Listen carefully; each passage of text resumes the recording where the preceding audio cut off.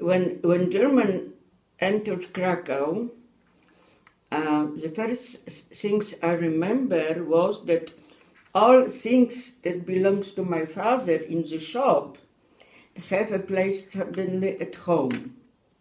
Because, I can tell you about things that I saw and then things that I learned after.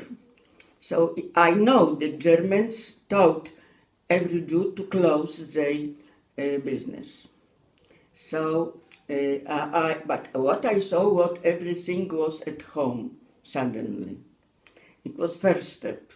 And next step was some German officer entering to our home and talk to my father.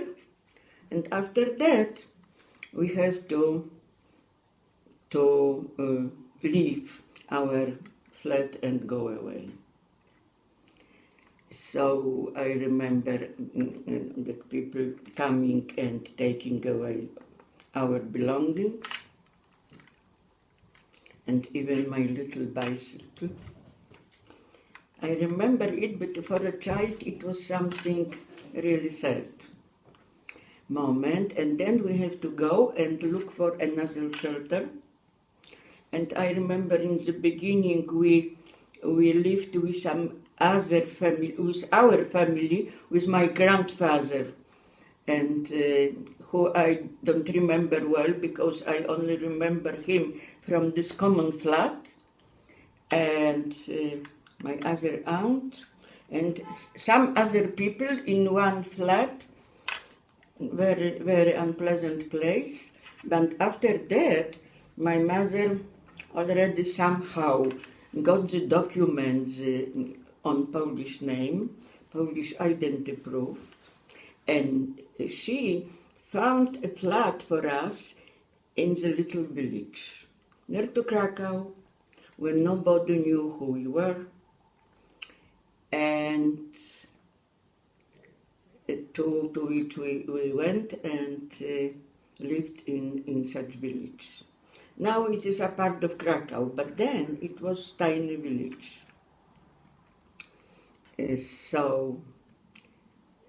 And my father disappeared someplace. He was in other place. He wasn't with us. But sometimes father visited us for a couple of time, and he disappeared again.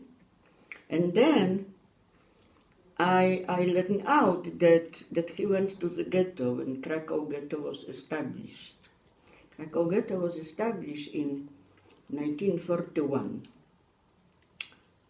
And my mother somehow decided that we won't go to ghetto.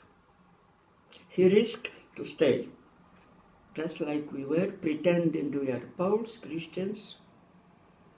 Of course, risking every day, But how had she a courage and imagination, intuition, that she didn't want to go to ghetto with me. So we stayed in the village. My father went to the ghetto. And then, after the war, I knew that after liquidation of ghetto, my father was taken to Płaszów camp, and in the end, to the Auschwitz. And we lived in the little village like that. My mother had some job in the city. Some of her previous acquaintances from dentist, Polish, gave her a job. But after that, we have to escape from this village as some policeman, Polish policeman, but he came with plain clothes and saying to us that he knew that we are Jews and he had to take us to Gestapo. But my mother talked with him a long time and bribed him simply. He took money and everything, and probably he came for that, He came in plain clothes, in in the evening, that nobody who can see him, not official, not uniform, and went away. But he came back next time, and with some talking, and again he took what it was to take from us. And so my mother knew that we have to escape. And we escaped one place or another, but at last my mother found another good place in another village.